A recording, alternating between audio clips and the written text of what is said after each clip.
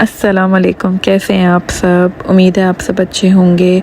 आज का जो टॉपिक है वो तो आपको थंबनेल और टाइटल से पता चल गया होगा। इंशाल्लाह उस टॉपिक पे मैं ज़रूर आऊँगी, लेकिन थोड़ा मैं आपके बारे में भी बता दूँ कि मुझे तकरीबन 1 महीना हो गया है शिफ्ट हुए और अल्हम्दुलिल्लाह काफ़ी अच्छे तरीके से मैंने एडजस्ट कर लिया है। काफ़ी अच्छा सुकून का माहौल है। बस थोड़ी प्रॉब्लम आपको यहाँ पर लैंग्वेज बैरियर की होती है जब आप जॉब पे जाते हो या आप कहीं भी नॉर्मली जनरली भी बकाला वगैरह पे कम्युनिकेट कर रहे होते हो तो आपको थोड़ी बहुत प्रॉब्लम होती है, लेकिन इंशाल्लाह वक्त के साथ साथ वो भी जो है कवर हो जाएगी। और मेरा रीज़न आज का ये वीडियो बनाने का उस टॉपिक पे यही है कि मैं कोशिश कर रही हूँ कि मैं जितना हो सके आप सबको गाइड कर सकूँ। मैंने कुछ चीज़ें नोट डाउन की हैं, इंशाल्लाह उन पे डिस्कस करूँगी और आप लोगों को जो है गाइड कर सकूँगी, क्योंकि मैंने तकरीबन 1.5-2 साल एक प्रोसेस में वक्त अपना गुजारा है।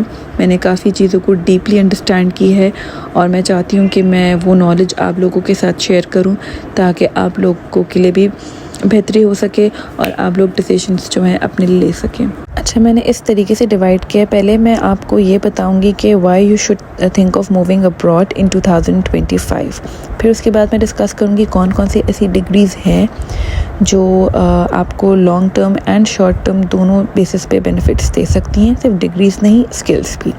उसके बाद मैं आपको यही बोलूँगी कि आप अपनी गोल सेट करें कि आप करना क्या चाहते हैं। जी, सबसे पहले तो यही बात है, सबसे पहला काम जो है आपने अपने गोल सेट करने कि आप पहले तो डिसाइड करें कि आप करना क्या चाहते हैं। 2025 में अगर आप मूव आउट करना चाहते हैं तो कौन सी ऐसी कॉन्टिनेंट है या ऐसी कौन सी कंट्रीज़ है जहाँ पर आपको लगता है आप ईज़िली मूव आउट कर सकते हैं।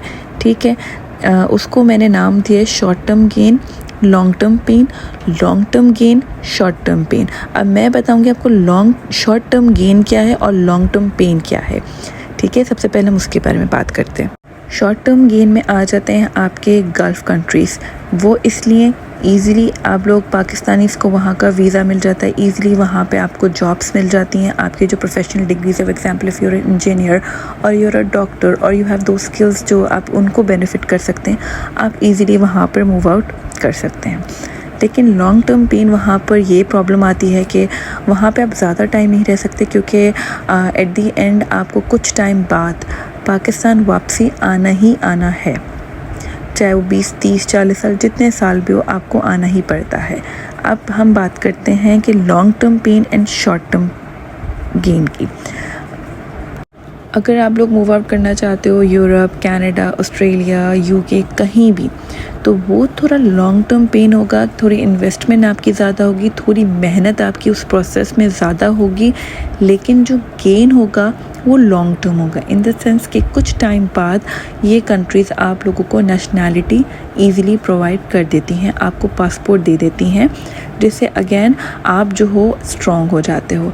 लेकिन अगेन दोनों कंट्रीज़ के, दोनों कॉन्टिनेंट्स के अपने एडवांटेजेस हैं एंड डिसएडवांटेजेस हैं। एडवांटेजेस गल्फ़ के ये आ जाते हैं कि आपको वहाँ पे ज़्यादा कल्चरल शॉक नहीं मिलेगा as compare to Europe, Canada वगैरह। वहाँ पे कल्चरल शॉक, स्पेशली अगर आपके बच्चे 9-10 साल की उम्र के हैं, उस टाइम पे आप मूव आउट कर रहे हो तो उनके लिए भी मुश्किल रहेगा अडेप्ट करने।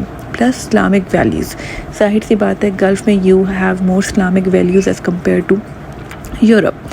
लेकिन अगेन वहाँ पे यूरोप में पाकिस्तानी कम्युनिटीज़ हैं तो आपको टाइम लगेगा, but eventually you will adjust. तो ये मेरा पॉइंट ऑफ व्यू है दोनों कॉन्टिनेंट्स को अगर मैं कंपेयर करूँ। Coming back to the degrees and highly paid and under paid.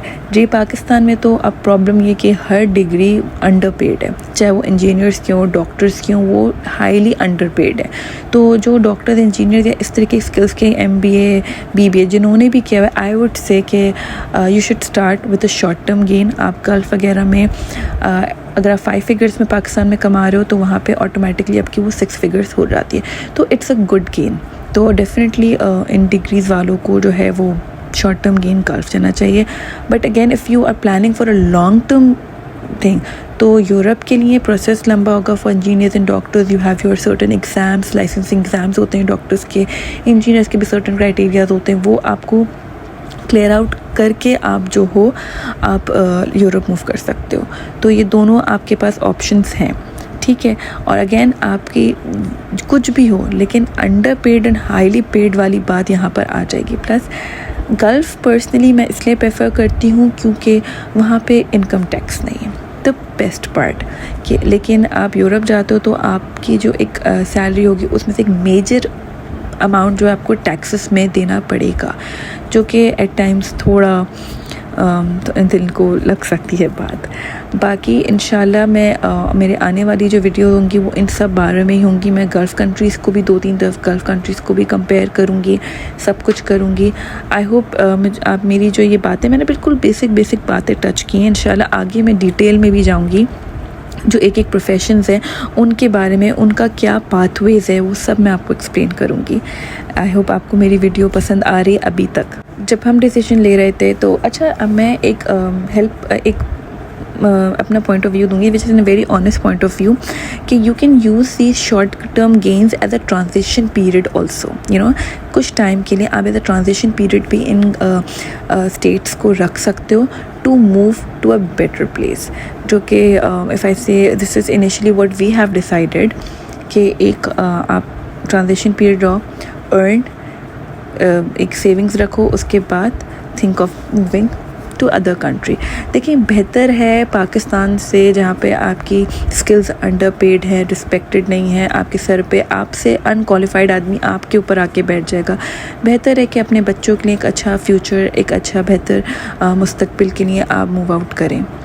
तो ये बिल्कुल मेरा अपना पॉइंट ऑफ व्यू था, मैं किसी को भी लेट डाउन नहीं करी। टिल देन, ओके, अल्लाह हाफ़िज़।